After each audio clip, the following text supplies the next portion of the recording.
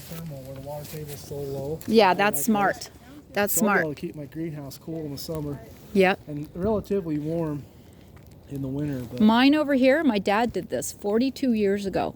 Attached sunken greenhouse to the house.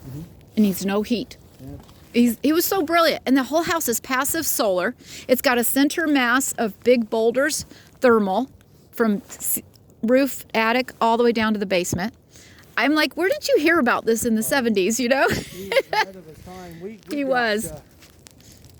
It A lot was of these beautiful. People are building these earthship houses. There's two in I know. Van now. But before you ever look into something, the county won't let us build one. they won't let you do it.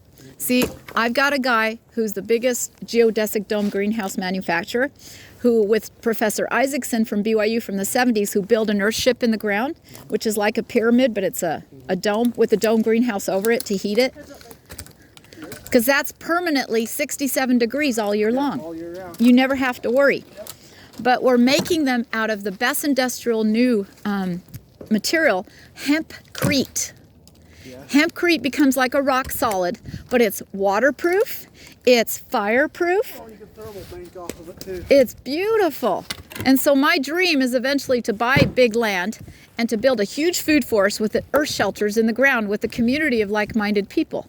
So we'll be all self-sufficient, you know? Well, with property values up here in this area, you probably move down south. And Easy, I know. a place with over $1 million, I'm sure. Oh no, I wish. Not up here, unfortunately. I wish. No, the most expensive one around the corner. Troy and Tony paid $800,000 for their house. Where? Like Cedar Fort, not Cedar. They're on Cedar Hills. Cedar Hills. I'm surprised they got that much because Sometimes up there you buy the name. the latest one that's sold here, my realtor friend Lacey I told you about, she's looking to bug out too, but she doesn't know where yet. She wanted to go to Montana, maybe Idaho. So she's trying to raise enough money. They sold. It's getting way overpriced now because everybody's moving there. Oh yeah. Montana's the wind always blows. You can get good ground. Yeah, can you still? Price, but they never plow the roads in some areas. So you better have everything you need. You better be prepared to stay in your house. That's right.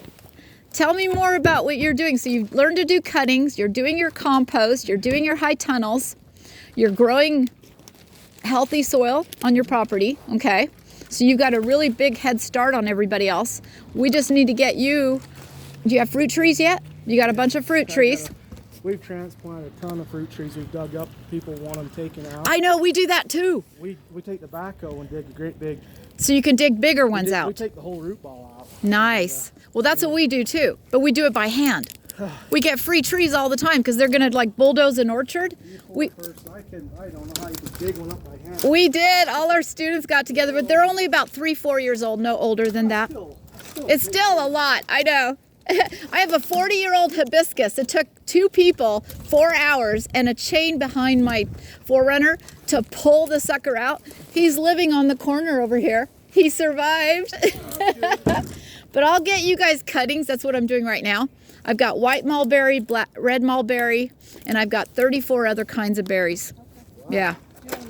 We'll have to come and see your place. Oh yeah, in the spring when it explodes, you guys, you'll love it.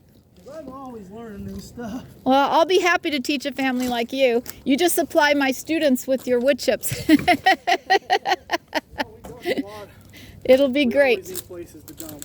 Good. I'm so glad because we go through chip drop, but we found out who Chip Drop was. So we have the Utah Tree Works. So we just call them directly. I saw them driving through our. I'm like, are you taking that load anywhere? Bring them up here. Surprised. We have a lot of people. Not every job we show up, somebody's wanting chips. Huh? Yeah. Yeah. People always want them now. What worries me though is we're going to cut down all these trees and everybody's going to want wood chips and we're going to cut down everything. So we better start replanting, you know? Yeah, I think we've. Otherwise, if it becomes such a big deal, we won't have any trees left. I think we've done pretty good because we plant more than we take down. Well, that's the best way to go, you guys. That's the third ethic of permaculture. Give back more than you take, you know? Because if you take everything, then our life support system can't survive. So we got to respect it like Native Americans and take good care of it. I love the way they lived. They took They were the best stewards of the land, you know? They were. It's too bad we stole it from them, huh? Oh, it's just sad, but we can still help them and take care of it and learn from them. I love that. So how big of a branch can your chipper do? What's 4 inches. 4 inches? We Yeah. don't have a really nice chipper yet. That's the hard part. The Oldums ended up getting one, and they brought it over with their tractor to run it in my driveway, and we did a bunch of the wood that we had there. He kept sticking his foot down. I'm like, stop that. It scared me to death. It's gonna eat your foot. Used is 50 grand. Oh, they're ridiculous. I know. Terrible. Did you ever hear of Sherwood Tree Service? No, I haven't. The first year he brought me a load of chips, he's got really expensive equipment. Really, really expensive. If I hear of anybody, there was another guy up in Salt Lake. He actually camped out all his equipment on this guy's 3 acres in Sandy. So they got all the wood chips they wanted for free in trade. Right. And he had some pretty heavy duty equipment. I don't know if he's still in business because he was very young. But if I hear of anybody selling their chippers, you know, for a good deal. We've been looking. Yeah, We just upgraded bucket truck a couple of years ago. that's We can't nice. do anything until we get our house finished. You got to get your house first. That's right. Are you living in your old home? No, we're living in fifth We're floor. living in a damn camp trailer. You're doing the same thing Oldums did. I know. And you're doing okay? Yeah? That's good. You can keep it warm all year? Yeah. Yeah. Yeah, that's what I was thinking I would have to do is buy an all-season little trailer until it gets built. Right. But you know, it's cheaper to build a nurse shelter like that. Yeah. That's much better than a tinderbox house like ours.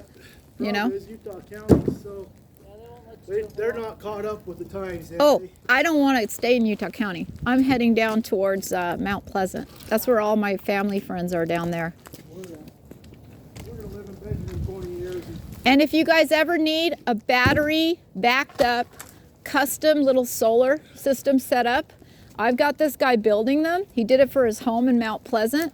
He's brilliant. And they're like half the price of getting any others I've researched. You ought to go see my uncle at Birdie's. He does the same thing. Oh, you know Jared, and Yeah, that's my cousin. he converted my my generator. We just got it going again. Yeah, he's Yeah. propane. Yeah, we converted to propane. I don't want to do the gas. That scares me.